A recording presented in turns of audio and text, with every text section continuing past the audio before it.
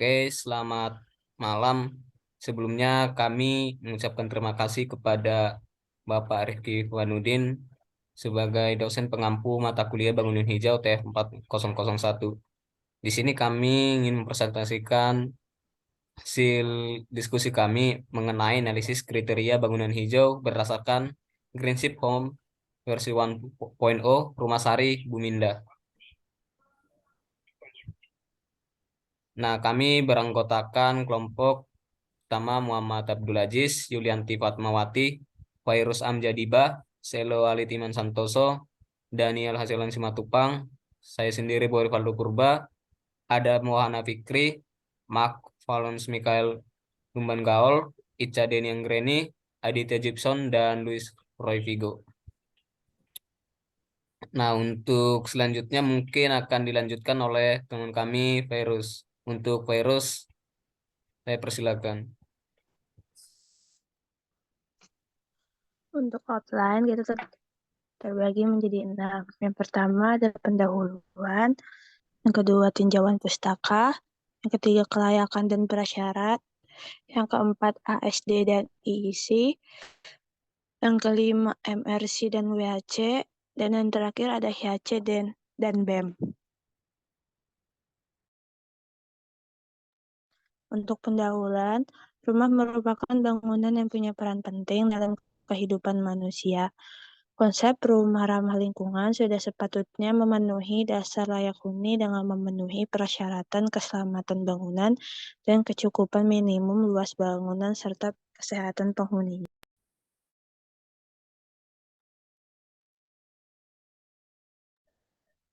Selanjutnya yaitu masuk ke tinjauan pustaka. Untuk yang pertama itu ada green building. Apa sih green building itu? Green building adalah struktur dan rancangan bangunan yang ramah lingkungan dan pembangunannya bersifat efisien, baik dalam rancangan, konstruksi, perawatan, renovasi, bahkan dalam perumbuhan. Selanjutnya yang kedua itu ada greenship.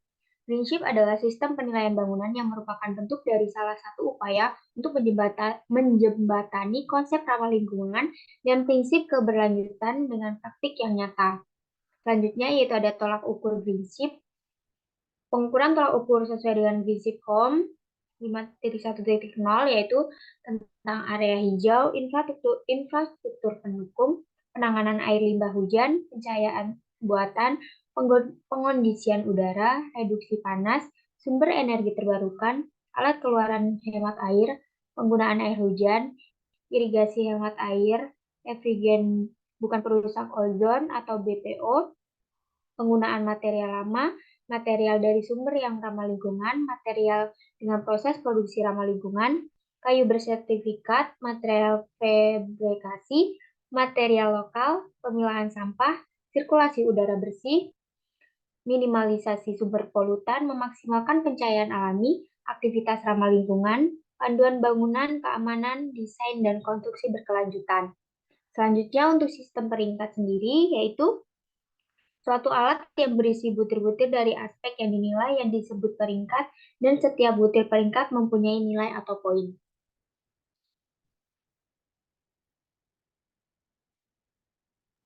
Untuk selanjutnya, rumah studi kasus.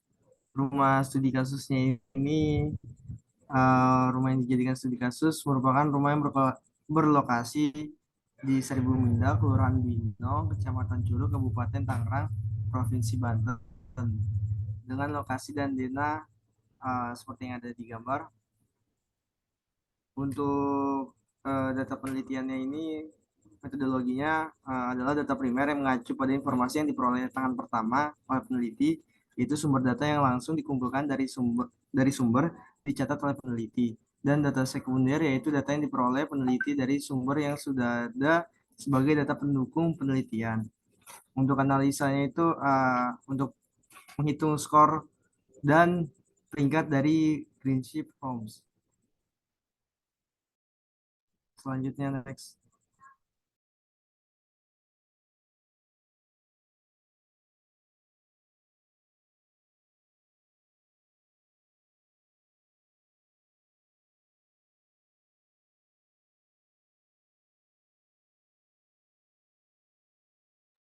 Selanjutnya untuk kelayakan, Yang pertama di sini kita lihat dari area minimumnya.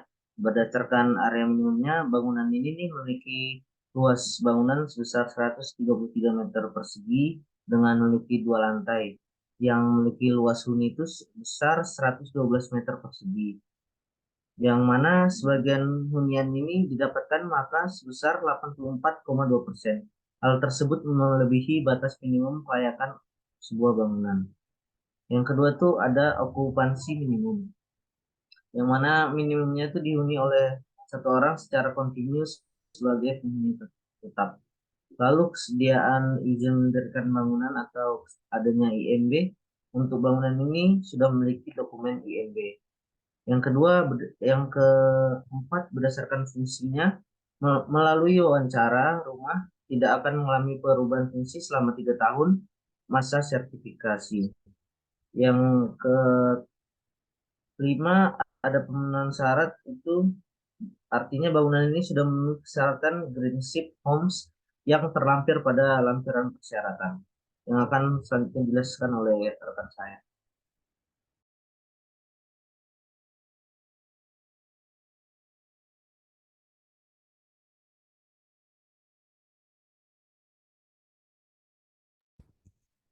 Baik, di sini saya akan melanjutkannya untuk persyarat. Prasyarat yang pertama itu adalah kesesuaian lokasi, di mana tujuannya di sini untuk menjaga fungsi lahan untuk mewujudkan keharmonisan antara lingkungan alam dan lingkungan buatan, serta mencegah dampak negatif terhadap lingkungan akibat pemanfaatan lahan.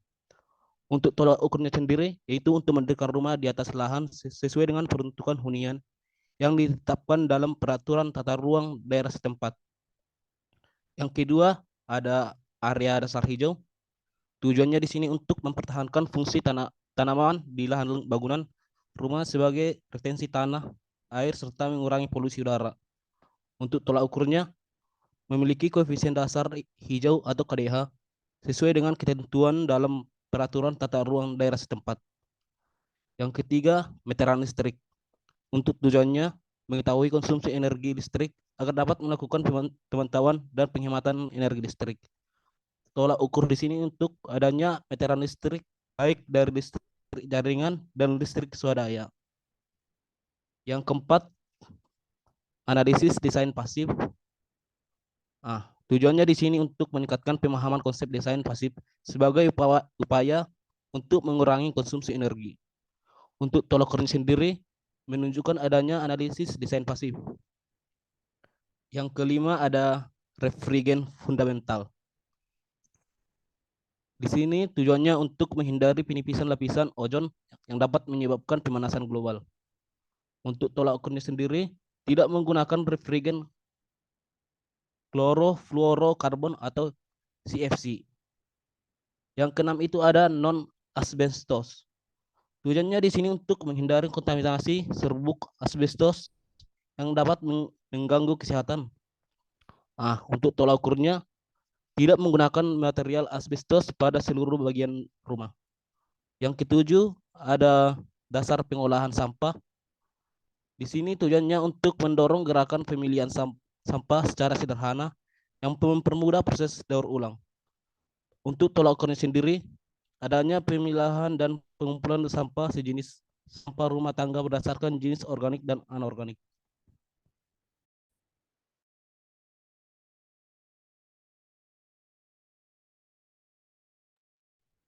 Baik, saya akan melanjutkan presentasi, di mana saya akan menjelaskan salah satu prasyarat dari Greenship Building. Nah, di sini untuk prasyarat yang pertama adalah tepat guna lahan atau Appropriate Site Development atau biasa dikenal dengan ASD. Untuk Appropriate Site Development ini sendiri memiliki 6 standar untuk memenuhi prasyarat Greenship Building. Nah, untuk prasyarat yang pertama adalah memiliki area hijau atau green area. Yang kedua itu memiliki infrastruktur pendukung atau supporting infrastruktur. Untuk yang ketiga itu memiliki aksesibilitas komunitas atau community accessibility. Untuk standar yang keempat itu memiliki pengendalian hama atau pest management. Untuk standar yang kelima itu memiliki transport umum atau public transportation. Nah, untuk standar yang keenam itu sendiri memiliki penanganan air limpasan hujan atau stormwater management. Nah, untuk setiap standar ini memiliki tujuan dan tolak ukur masing-masing sesuai dengan rumah yang diamati.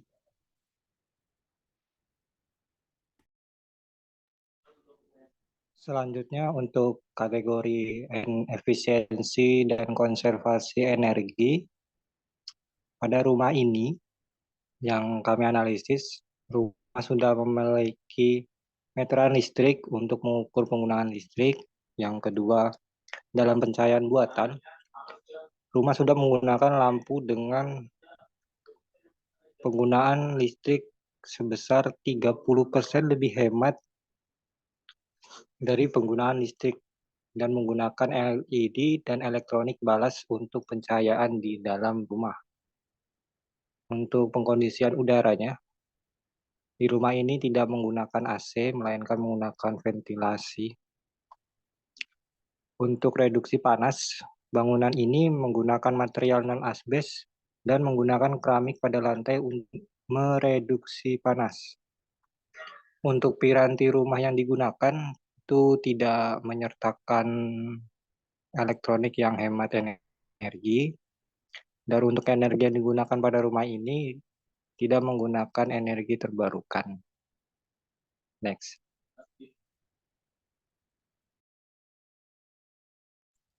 Baik, selanjutnya pada bagian sumber dan daun material, pada rumah yang kami analisis ini, rumah tidak memiliki AC. Menggunakan material fabrikasi pada komponen bangunan utama dan pada material lokalnya itu menggunakan material yang berasal dari dalam wilayah Republik Indonesia. Selanjutnya di bagian konservasi air, rumah yang kami analisis memiliki total skor penghematan air sebesar 2, yaitu 7 liter per menit untuk seluruh keran. Bagian irigasinya itu memiliki strategi penghematan air untuk penyiraman tanaman. Dan pengelolaan air limbah itu menggunakan septic tank. Next.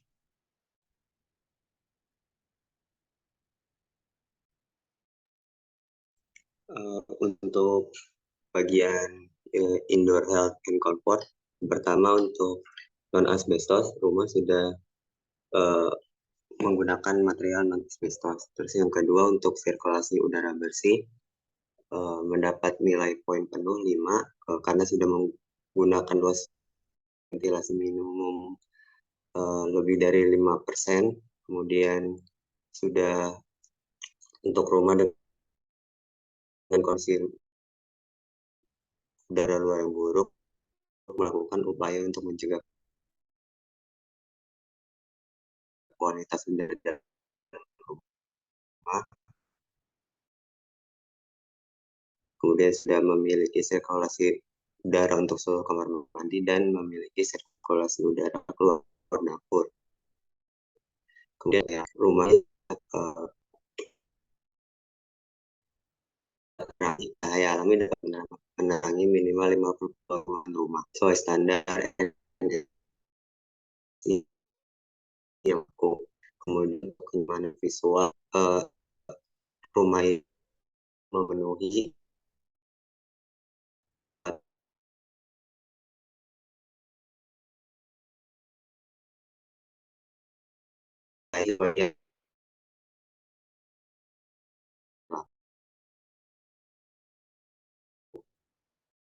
kemudian untuk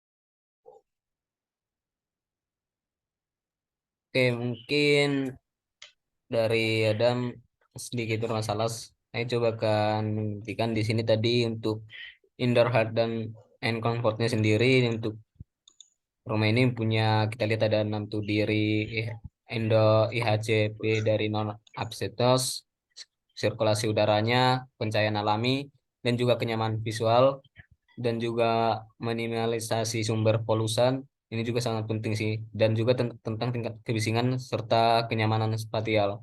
Nah, tadi juga ada dijelasin aja juga mengenai building environment management, di mana dalam rumah ini juga ada dasar pengelolaan sampah atau basic waste managementnya, desain dan konstruksi berkelanjutan, panduan bangunan rumah, aktivitas ramah lingkungan, dan pengelolaan sampah tingkat lanjutan, keamanan lingkungan, inovasi, serta desain rumah dan tumbuh.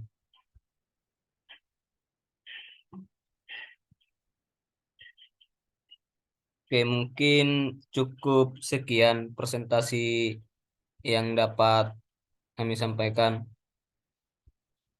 Untuk kesimpulannya, ya kita dapat lihat bersama berdasarkan hasil tadi pemaparan kami, hasil pemeringkatan prinsip rating tools untuk rumah tinggal versi 1.0.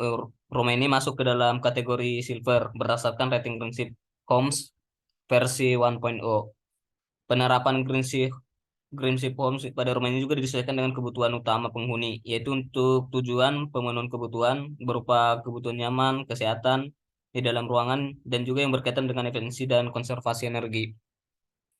Mungkin cukup sekian hasil presentasi kami. Jika mungkin teman-teman atau pembimbing Pak Rifki Ikhwanuddin ingin ditanyakan, kami persilakan untuk berkomentar di bawah di channel ini. Dan mohon dibantu support juga untuk subscribe-nya. Sekian dan terima kasih.